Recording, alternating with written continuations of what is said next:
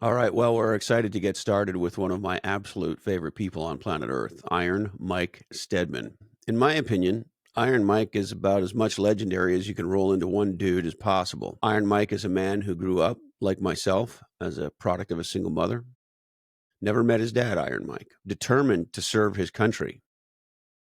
He went to the officer training to become a Marine and ultimately became a multi-tour combat Marine captain. Along the way, Mike also had a passion for boxing, one of my passions as well. And Mike took a little further.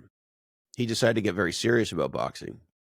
And in the military, in his weight division, he was the boxer of the year, not once, but twice. Iron Mike Steadman is a combat Marine captain, two-time military, not just Marines, not just Navy, boxing champion, and was voted Boxer of the Year.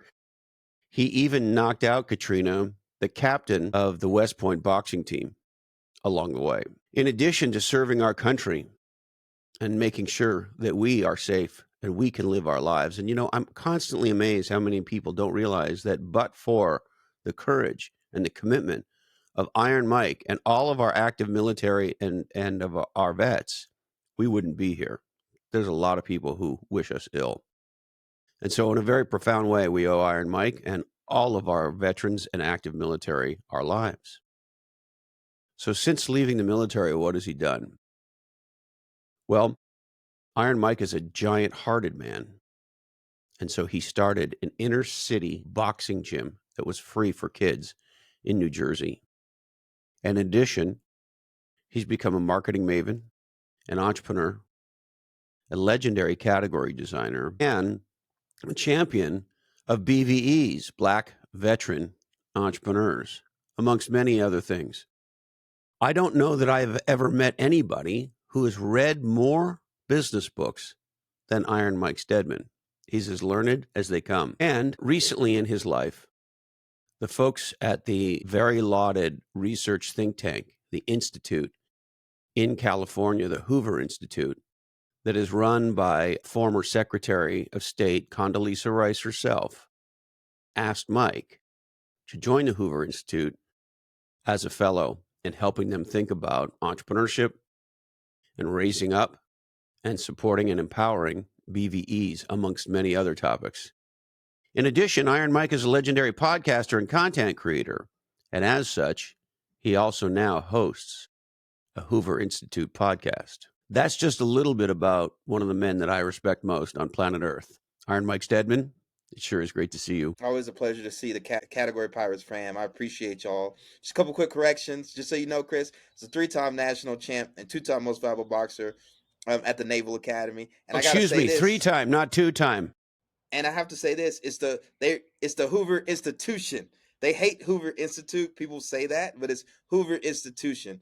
But I'm still honored and flattered, and it's man, you've been a part of that journey. And I'm fucking this thing up right off the top. You're not, but honestly, when I first started, I think when I met you, I don't even know if I had a podcast yet. I hadn't even started podcasting when you and I first started talking to each other. So it's just been very cool to have you in my corner throughout this entire process, and I appreciate you and everything that you've done to help entrepreneurs like myself. Well, Mike, I got to tell you, there's certain people who, when your phone rings and you see their name on your phone, you get this huge smile on your face.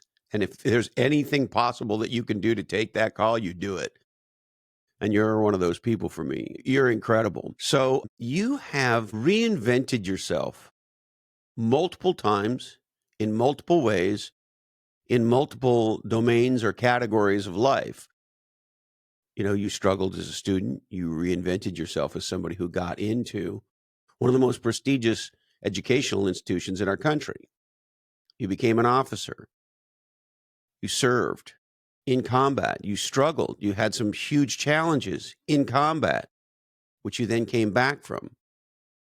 And now you're an entrepreneur, a category designer, and you're somebody who, in a spirit of creator capitalist, is doing all of the things that we talk about, all 4 capitals: intellectual capital, relationship capital, reputation capital. Nobody can have a more powerful reputation than you. And of course, financial capital. And so I guess off the top, Mike, when you think about, if you will, the different use cases of Mike, the huge transitions that you've made, sometimes simultaneously being a champion boxer and becoming a Marine captain, you did this simultaneously.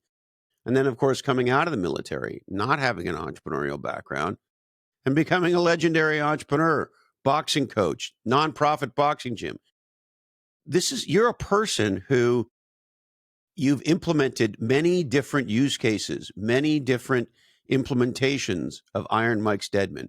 Take us into some of that. Yeah, that's a great question too, because I'll be vulnerable here too. So I work with a performance psychologist. Her name's Melissa DeLeon. She's out of the UK, and I've also been working with a entrepreneurial mental health coach for about over like a year and a half now, Brooke Bergman. And one of the things we've been talking about a lot lately is identity, because for being a military veteran, it's particularly a Marine. I mean, Marine is that's it, right? That's what we were. That's how we identified ourselves. What do you do? I'm a Marine, right? Now we get later and find out like what you did in Marine Corps, but unlike other branches, it really doesn't matter. It's like you're a Marine above anything and everything. And I think when people start transitioning out of the military to the civilian sector and you get a job, right? Or you start a venture, now they take on that identity of like the founder, you know. But it's a different code, it's a different ethos that we kind of came up with in the military. So a lot of people kind of struggle with that. For me, I knew that like corporate America wasn't going to be for me. And even though I was transitioning out of the Marine Corps, I still had the identity of like the boxer. And I wanted to be the boxing coach guy, But then what I noticed, this is bringing up with the, talking to my, psychologist I work with, people don't look at me like a boxing coach no more. They look at me like the entrepreneur. And that subtle shift happened and I missed it. You know what I mean? And it's like, it's what I wanted, to be honest. It's like as I start to branch away from my boxing, you and I got connected, our Red Play Bigger, and we start talking about category design and some more just kind of entrepreneurship overall. But that subtle shift really kind of hit me in terms of like how people perceive me, because maybe I hadn't always perceived myself that way. And so it's just been a very kind of interesting type of journey. And, content has played a role with that. Obviously, being on these podcasts and, sharing the gospel, right? Doing teaching in public, right? Being your authentic self. And it's just like with that understanding, with that shift of where I'm at now, I'm excited to lean into that and continue to build upon that. And what is it about you, Mike, that allows you to reinvent yourself, sometimes simultaneously? I mean, I know you well now, and I know you just got back from a pretty serious climb to base camp at Everest. And I know you work really hard in the gym. And last time I checked, you could move some pretty serious amount of weight around. And so you're a guy who is always sort of implementing multiple identities, if you will. There's the core of who you are, of course, but I know you're, a loving partner, and I know you're an incredible business partner, and I know you're a legendary coach, and you're this big ass, super strong guy who just did this amazing thing at Everest. And nobody has more boxing cred than you. And you're a fucking combat Marine who led our troops in combat against the bad guys. And so, where do you situate your identity? I'm still trying to craft it now, right? Because the trap too is, and you all know this as business owners, sometimes people's identity can be too attached to their particular business. And so when they take a L in business, they view that as an L on themselves. I just got off a call with someone before we jumped on around you can't let revenue be your only way to feel good about yourself, right? You don't want to just fall in the trap of like, oh, you close a new client, you get a big deal, now you can feel good about yourself. But what happens during the in between? What happens on like the day to day? So trying to solve that. But for me, it's like I don't. This is the exciting part about it is we can craft our own identities. It's called psychological distancing, right? You kind of take a step back and you have that kind of 30,000 foot view. And I didn't know this growing up though, Chris. This is what I'm gonna tell you. I didn't know this, right? So you can live with a little bit more intentionality and be very proactive with how you're showing up to the world. Now there's terms coming out, high agency. I just read about like yesterday, internal locus of control, these kind of things. But this is all kind of very new to me for the most part, but I can see it. But when I was growing up, I didn't always see it. I thought you were just kind of screwed. Like the situation you grew up in, it is what it is, right? You can work hard and maybe you can, work your way out of it. But I didn't know that you could be in that situation and still be a killer. They talk about Lady Gaga. Lady Gaga didn't have no money. She's walking down the street saying, "I'm a fucking rock star."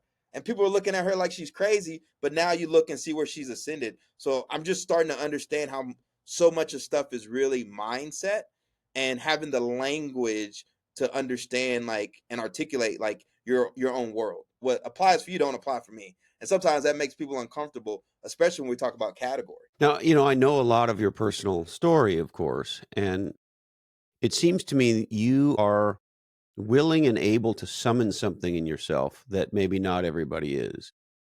So you grew up with a single mom, never met your dad, and school wasn't always easy for you, was it? It was not. It was terrible. And it wasn't exactly easy for you to get into officer training, now was it? It was not. I had to take the SAT 6 times, and I grew up thinking I wasn't smart, which is why I was read so many books. Was trying to kind of compensate for that. And you made yourself insanely smart, and you graduated and became an officer. I have a question for you, Mike. When you think about the mindset that you had when you were younger and you read all these books, you had all these accomplishments, you're figuring out your identity, you're shaping yourself into who you want to be and where you want to go. Is there anything that you really remember hearing or doing, or even maybe something that you coach the business owners that you work with now to kind of help them make that shift or make that click within their own minds? Is everybody different from what you see? Was there something particular for you that you're just like, this was it, this was the thing that finally got me to move on to the next level, to see myself in this way? I definitely think it was the pandemic, because at the time, I tell people businesses fail for primarily 2 reasons. Number one, no market need, which means no one's buying what you're selling. And number two, they run out of cash. Okay. When the pandemic hit in 2020, I was earning income teaching on site boxing classes in New York City, training CEOs one on one, running some group classes, and then also had my gym in Newark, a nonprofit, which I was not taking a salary from. Right. So I was earning income teaching boxing in New York City.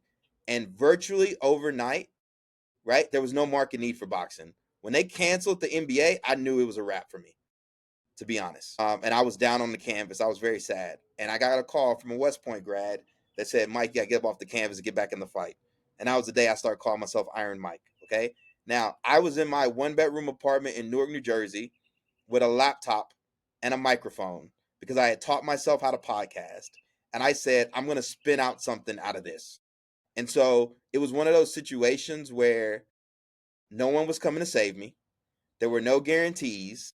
We were all in the pandemic, right? Some people use their time learning new skills and whatever. Some people sat around eating Chipotle and watching Netflix.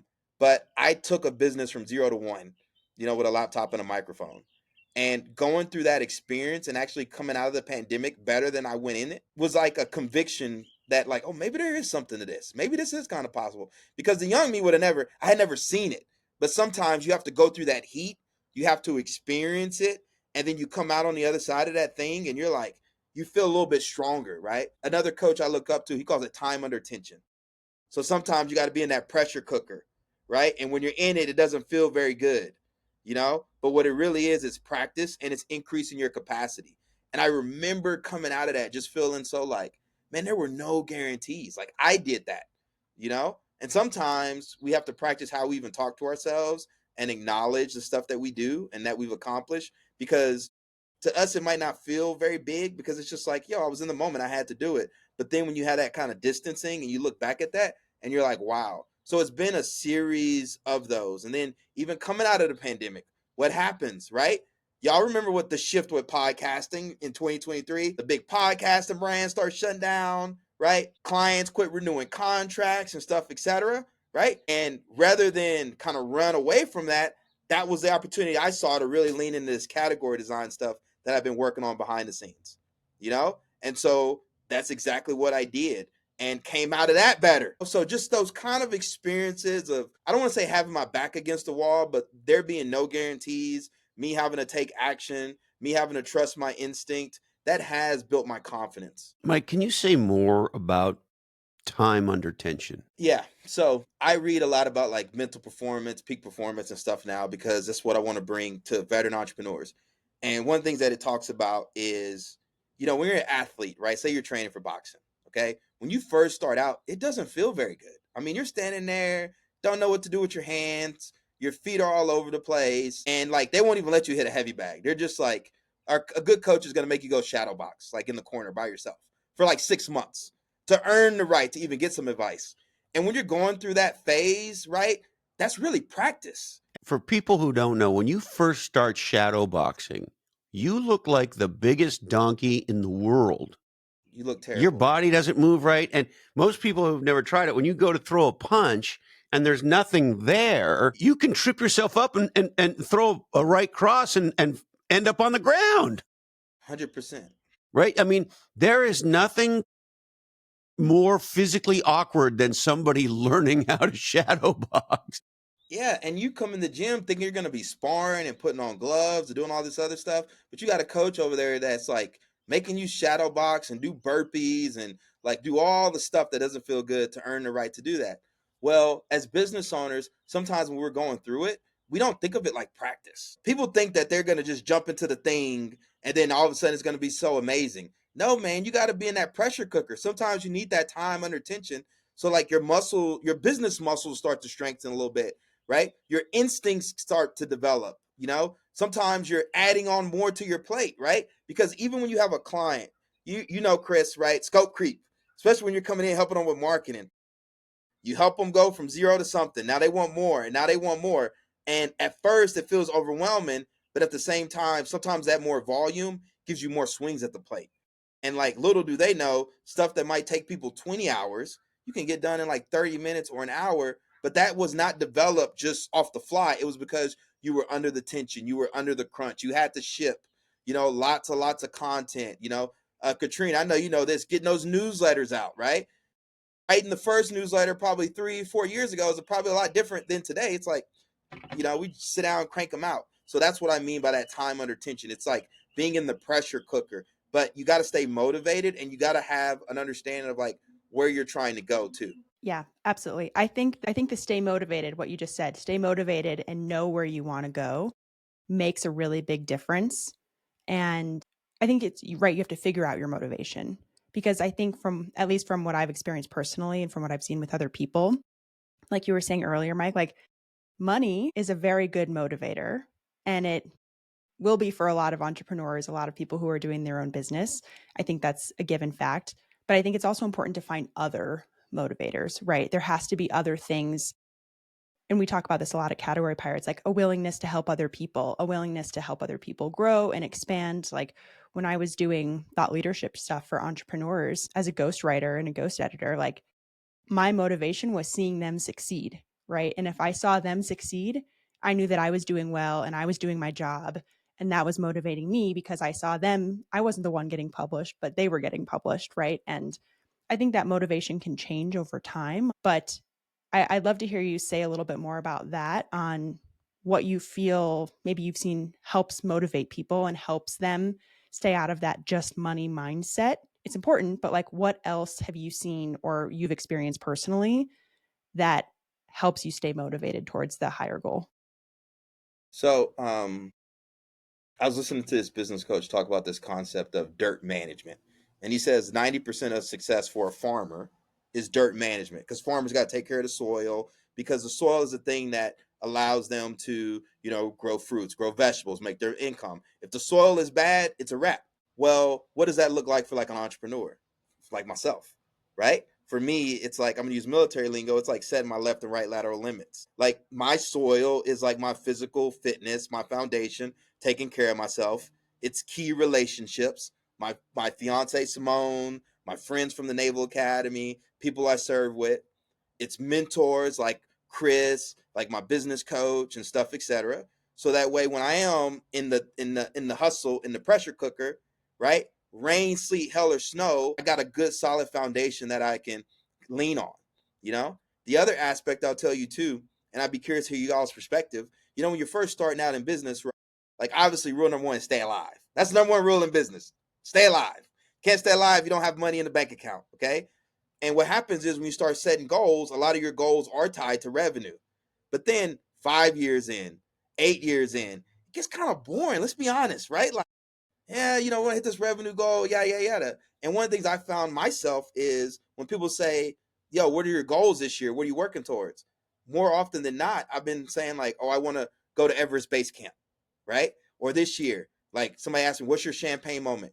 Crossing the finish line at the New York City Marathon, right? I've never run a marathon before, and I'm a big guy. And that's a good goal I'm working towards because, you know, I'm big on the mental and the physical. And this is another You have a opportunity. natural runner's body, don't you, Mike? I do not at all. But what I'm getting at is, you know, I realize that my business could be a financial engine to kind of fund the things that I want to do in the lifestyle, which is why I appreciate a lot of the content you all have been putting out on the Category Pilots platform as of late, really kind of speaking to that, because there's a lot of people speaking to.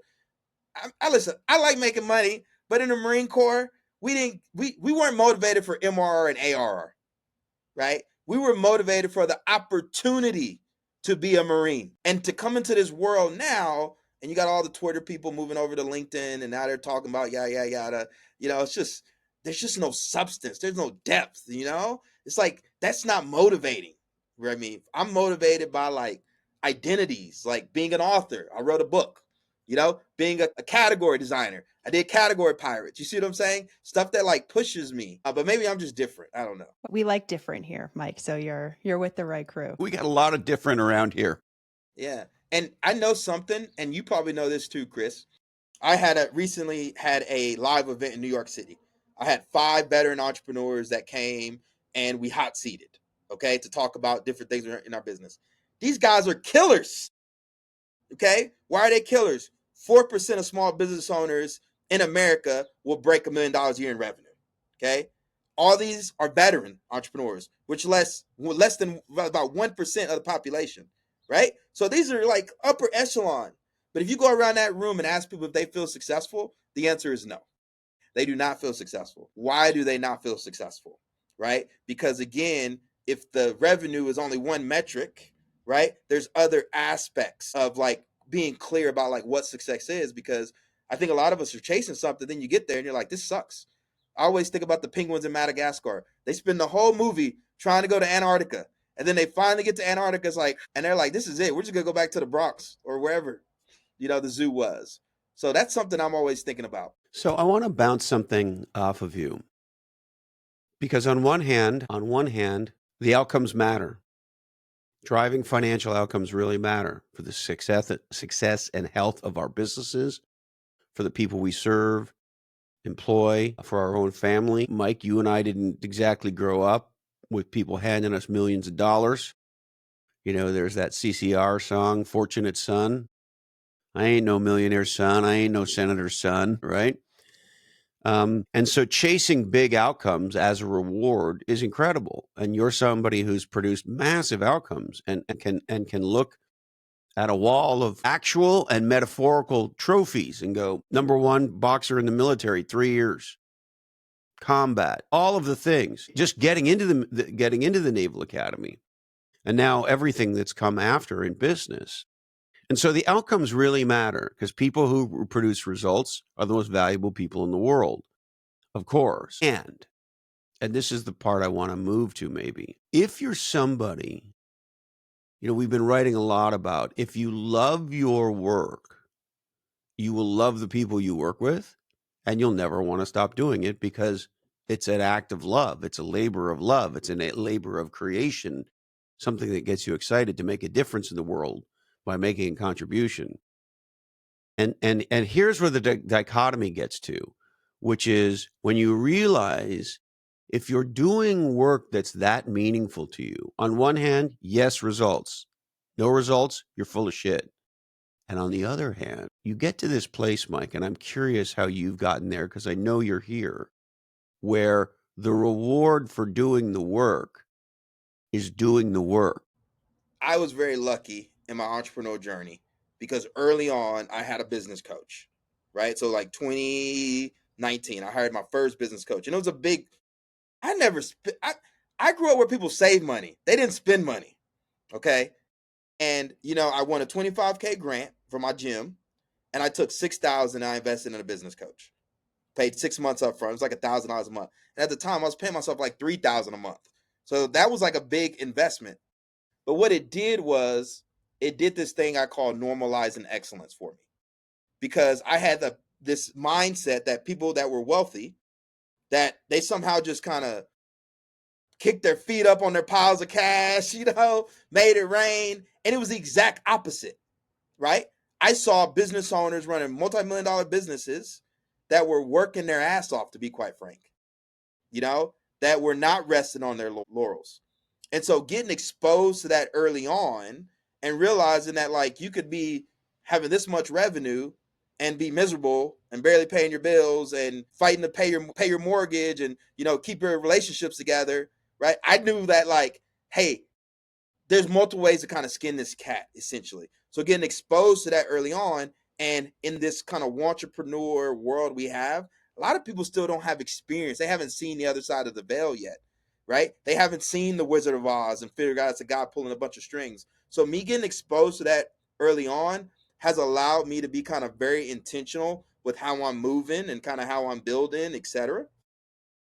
And more recently, right, like I have adopted the philosophy of Simon Sinek's Infinity Game, right? The reward in itself is the ability to show up and keep playing the game, because what happened earlier this year, right? That airline that was flying from St. Louis hit a helicopter, right, coming out of DC. All lives lost on board. Okay. Now on that airplane, there's probably some entrepreneur that's been head down, hooking and jabbing, doing the best he can, focusing on some outcome in the future that is no longer potentially going to happen with him, at least, right? So his life is defined by, the time he was born and the time he passed away, and that's that dash there. And my thing is like, I want it to be a good ride, right? Like, so if tomorrow is it is what it is, But like, I want to enjoy the days, I don't want to be miserable. I don't want to be sickly. I want to feel energized. And then there's studies about this too, that like, if you're happy about what you're doing, you're going to perform better. If you're miserable, it's going to be very hard for you. So just getting exposed to different things, and I think that's what has allowed me to be a little bit more intentional. Mike, I have a follow-up question to that, because I'm curious. You said you've been working with a business coach, it seems like, for 6 or so years, right? But you recently started working with a psychologist, a performance psychologist. Yes. What's the difference? Can you explain the difference between the two and why you started working with the psychologist in addition to the coach? Man, y'all answer some good questions, okay? Because a lot of people don't know this. You've got coaching, you said performance psychologist. Then I said mental health coach, which is different than a mental therapist, etc. When you use the word therapist, okay, there's just certain connotations that have to go with that legally, etc., etc. And what happens is that a lot of practitioners realize that within that confined space, it's very limiting for them to some extent, right? So sometimes they actually like to swim upstream and do a little bit more coaching, because it gives them a little flexibility. It lets them go outside the lines a bit and stuff, etc. Okay. Now, a lot of times when you're dealing with therapy in general, it goes back to your past, right? Trying to unpack that trauma and stuff like that, etc. Okay. One of the things I realized for me was, as that identity starts to become more and more kind of clear to me, I realized that I have a destination I want to head, and I need to get there. And when you deal with a performance coach, she does not care about your past. It's not fucking matter. That's basically the difference. Okay? We're building here. How you're showing up here, whoever you are right now, we need to focus on getting this person from here to there. Now, does that mean some stories, some limiting beliefs are going to come up? Yeah, 100%. But one of the first sessions I had with her, I kind of opened up about like, because you had this chip on your shoulder, single parent home, yada, yada, yada, right? And then, Chris will always tell me, Mike, you're legendary. You can be whatever you want to be. But sometimes you have trouble really believing it within yourself, right? And I just realized that like I had done the entrepreneurial kind of mental health coaching, right? And now I want to fucking get after it. You know what I'm saying? Like, that's the difference. And so that's where I think the performance coach kind of comes in, because at this point it's like the foundation you're building on is it's here and we're going there. And at this point it's like boxing, like tuck your chin in, do this better. And the difference between us is like people who even spend money on this stuff, we're not trying to compete, we're trying to win.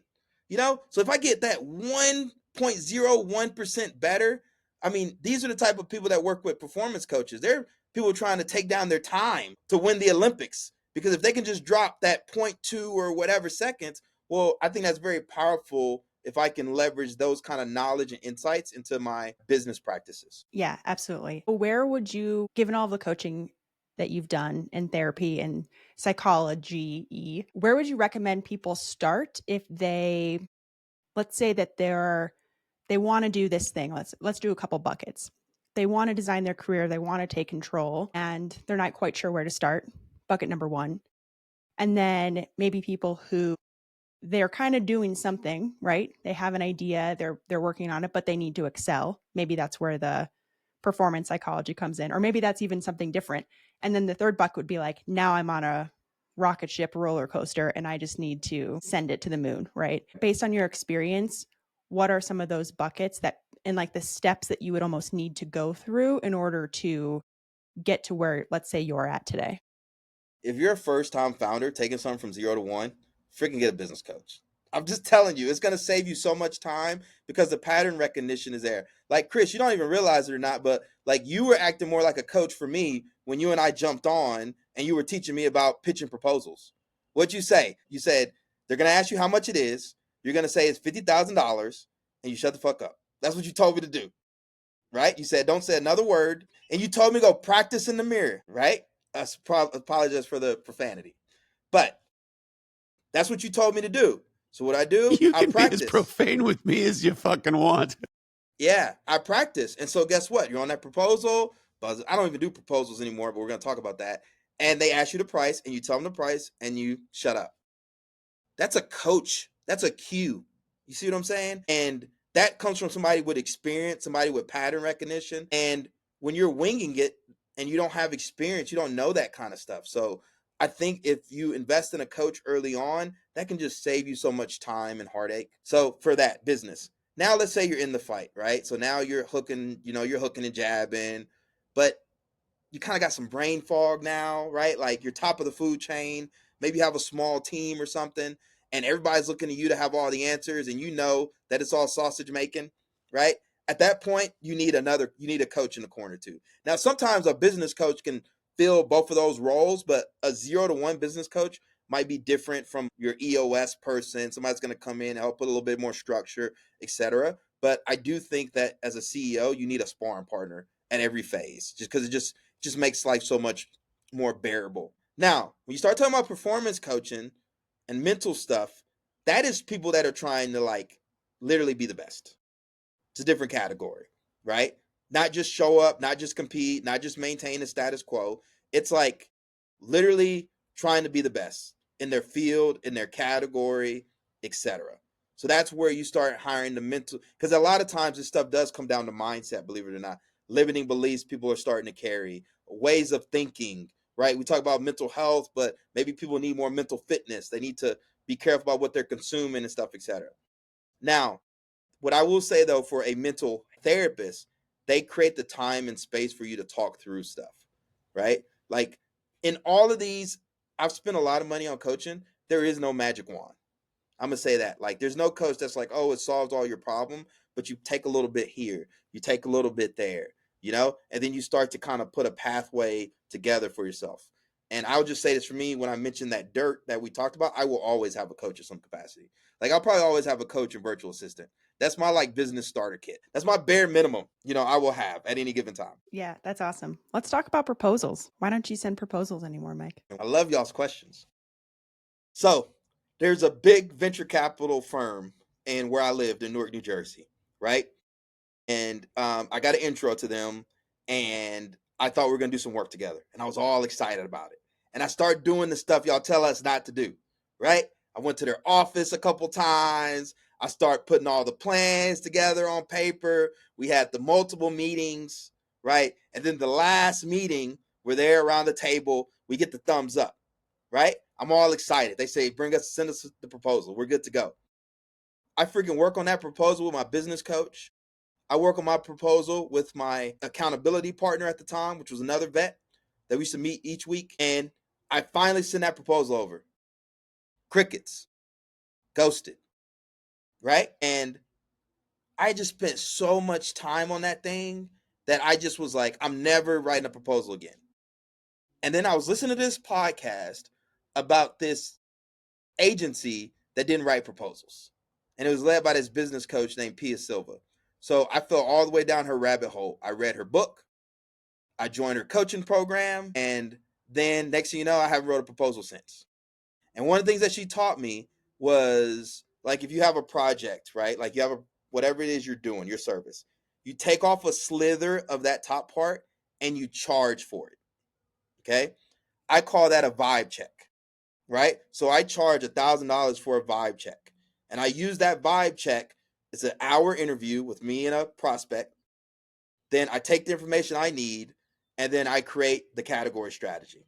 I write it out. I do it head to head. Be the winner, be the best, be different. I position them. And then I throw in some marketing. I throw a little sizzle on it, give them a little 10x value, right? And then I take that and I freaking upsell it. I say, hey, you can go implement this on your own or you can hire us to implement it for you. And that has just been game changer. I do those probably once a week.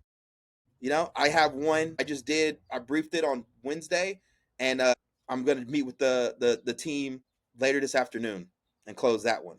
And so what it's done is it's allowed me to get better clients. What's your closing percentage, on the Mike? vibe What's your checks? closing percentage on the? Yeah, Since I've increased my price point, right? Probably 50%, 50%. And the other aspect of it is, even if they don't close right there, then I get them on my newsletter, the Slap, right? And now they're in the ecosystem, and so they'll come back around. So when they go through that vibe check, they're a qualified lead still, right? Like they've put skin in the game, they know my thinking. And you know what the other part of it? I'm going to use category pirates language. Missionary and mercenary. Mercenary only cares about profit. Missionary cares about impact. If I can give them some clarity through that process, right, that they can now go implement and start to make a movement, then I'm happy with that. So what do they get? Let's dig in a little bit here because people always ask follow-up questions on this stuff. What do they get for the $1,000? So like it's an hour of your time. You're asking them all these questions. You're basically creating the category strategy for them after that call. And then the upsell would be, do you want me to do this for you or do you want to go do this yourself? So the upsell will be a package. And the questions, what I have been told is it's almost like a therapy session for business owners. And I'm asking who's your perfect customer? What's the most profitable thing you sell? What's your process? Is it the same for every prospect? What parts are customized? What does success look like? Like, these are just very business questions that I've curated over the years. Why are you coming to me talking about category, now as opposed to 6 months ago or 6 months in the future, right? You start to kind of get that clarity. And then I'm able to take that and I'm able to say, okay, here's the layout. Here's the landscape as I see it. That's my executive summary. And then I roll in the category and I say, if you can't be first in the category, set up a category you can be first in. Here are your 3 strategic options for category domination. Be the winner. If we're going to be the winner and go head to head in this space, this is how we need to show up. These are who the competitors are. These are what our winning moves are. And then I go do the same thing for be the best. And I do the same thing for be different. And 99% of the time, particularly the entrepreneurs I work with, which tend to be more veteran entrepreneurs, 99.9% veteran entrepreneurs, I always probably like to start with be the best and work our way up to be different, because I equate that to like showing up to the Civil War saying you're going to create the world's first automobile and revolutionize the transportation industry, but nobody knows what an automobile is. They have no frame of reference for it yet. So we got to figure out what that horseless carriage version is. And a lot of times that's where I'll start, where I recommend on the be the best. And then I throw that in, and then I throw in my marketing plan.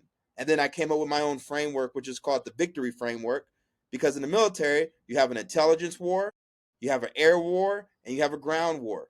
Well, in my world of category design, that intelligence war is that thought leadership POV development. right? The air war is your marketing, and the ground war is your sales. And so I give them that. Then I say, hey, boom, boom, boom. Now, if you want us to help, we got two options. Option number one is the kitchen sink. It is exactly how it sounds. And then option number two is the slap, right? And people like the kitchen sink. And really what the kitchen sink is, in addition to the category strategy and the positioning, me and my team will help them with that intelligence war through content creation, right? Or maybe it's a visual brand identity and that landing page, right? So those are the things that we upsell to. I love that you've just created your own languaging for all this stuff. It makes it so cool. And it goes to what we talk about too, right? It's not just a project, like it's a program, it's the kitchen sink, it's the slap, it's your own version of it. And I think that's why, you're seeing a lot of success with that 50% who close or who just stick around and maybe eventually come back, is you're able to create your own languaging and put that POV out there using these foundational category design principles, but you've made them your own, right? And they work for your super consumers. It's like in their world, they understand the intelligence wars, the ground wars, the air wars. Just having that whole ecosystem that you've created is like, I don't know. I love watching it. I love watching you and I love seeing how it all goes because it just seems so tight, Plus, you need to teach us the slap. Yeah, people think it's tight, but I came up with this plan 2 years ago, right? So this goes again about staying motivated, right? Like, and sometimes, like, you need to have clarity around what you want to happen, and then you put it up there, and etc. And then you got to focus on the day to day, okay? And you just freaking show up and execute. I said I wanted the majority of my clients to be veteran entrepreneurs, and I fast forward today, 2025. That's exactly what's happening. I look at my calendar, I'm on with veteran entrepreneurs. Now I'm going to take off my armor, Chris. When I wrote Black Veteran Entrepreneur, I didn't have the courage to claim the category of veteran entrepreneur. I had to get my confidence up and I wanted to start with, hey, I can be the best at this. Okay. But now, performance coach, I want to be the winner. Like I want to help veteran entrepreneurs across the board. I want to be known, for helping veteran entrepreneurs across the board as category designer. So does that mean non-Black veteran entrepreneurs can come to you for help? They already do, but yes, anybody, if you're a veteran entrepreneur, if you served in the damn British military, right? I want to have a conversation with you. But part of it is claiming. Well, not the British, Mike. I mean, come on. Sensitive time. Remember, still our allies. But what I'm getting at is I'm being silly. The courage to claim. So that's the other thing I've been learning lately too, is that like people are kind of scared to claim stuff. They're really scared, because they don't even know the origin of these categories and now all the people that run the rules around them. And I'm like sitting there looking, you do realize somebody made this up, right? Like Tony Robbins, me and Chris were texting back and forth about this. Tony Robbins is the #1 guy for peak performance. They made it up. Okay. Now you got people that got PhDs and yada, yada, yada around kind of peak performance. Tony Robbins didn't even go to college. But when you don't know the history and the origin and how this stuff Well, and you want to know something wild about Tony Robbins? Send it. And it's not me. I know for a fact that Tony and his leadership team in the recent past, reached out to some folks I know and has gone through and done category design to up-level Tony Robbins to an even bigger, more powerful category. And that's what I'm saying. Like a lot of practitioners in the space, a lot of educators in the space, they might not even know the origins of these categories, to be honest. And now they're just doing the thing and they think they're the ones setting all the rules, where I think what we do and what we teach is we're the real disruptors, because we're not limited by the rules. We get to create something new. And we get to claim it. And I think that makes people uncomfortable because they're looking at you like, who the hell are you to claim X, Y, and Z? But you just got to pick that direction and start executing. Absolutely. Well, that feels like a pretty solid ending to me, unless, Mike, there's anything else that you'd like to share with us. No, I'm just very thankful for you all. I think we've done a great job of, helping, like you said, creator capitalists like me create new careers and opportunities for myself that I would have never imagined. I mean, when I look at the things that I do today, I didn't even know it exists. I didn't even know it was possible. And so I'm just very thankful for Category Pirates leading the charge on that, allowing me to create a career for myself and create impact amongst veteran entrepreneurs, Black veteran entrepreneurs, underdogs and misfits as a whole. And it just works. But I think so many people are coming from their own limiting beliefs that they can't even give it a chance. They can't even hit the I believe button. And part of what we're doing here collectively as a group is we're trying to introduce people to a new way of thinking. And people got to be receptive for that. And sometimes, what'd you say, Chris? Reactive or reflective, right? Reactive think, oh, rah, rah, rah. Reflective, let me sit back and take a moment here. Let me go back and look at the origins of this stuff. You got AI, you got ChatGPT. You start finding out real soon about how stuff was actually created in the first place. And then you start putting two and two together. And you're like, okay, well, how can I apply something like this in the present? And I really think that's what category design kind of teaches you. It challenges your thinking. Mike, maybe before we let you go, when I think about you, there's so many legendary things that I think about. And the thing that's on my mind is you, like me, like so many of us, had all the reason in the world to be a complete failure. All the excuses in the world. Life dealt a poor hand, too hard, just like you. They told me I was stupid, et cetera, et cetera, et cetera. And yet here you are, and you're not even 40 years old. And you've achieved multiple lifetimes worth of legendary, and you're reinventing yourself yet again and again. And so if I was somebody who felt like a victim, if I was somebody who felt fucked over by life, if I was somebody who felt like there was no way I could win, I wasn't smart, I came from a bad background, a broken background, maybe I'd done things in the past that I'm not proud of, et cetera, et cetera, et cetera. So many of us, you talked about it earlier when you said, let me make sure I get it right. You talked about normalizing excellence.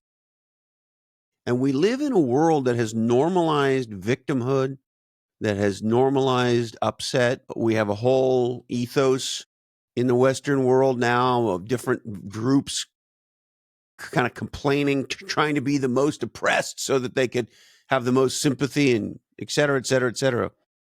And yet you're completely different. You went from a world where it would be easy to normalize failure based on justifiable circumstance. Let me say it that way.